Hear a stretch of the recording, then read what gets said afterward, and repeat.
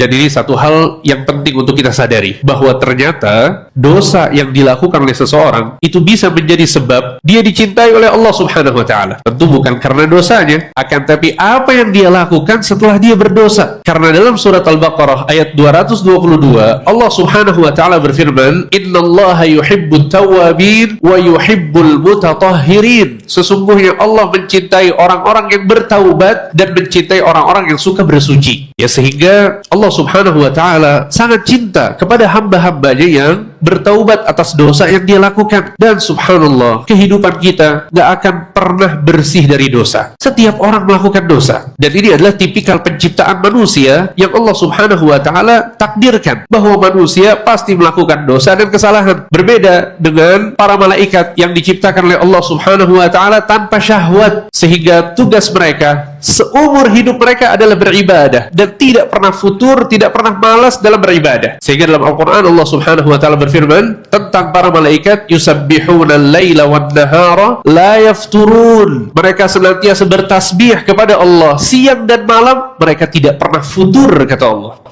Futur maksudnya adalah lemah. Ketika seorang capek beribadah atau lalai, itu bagian dari futur. Para malaikat gak pernah futur.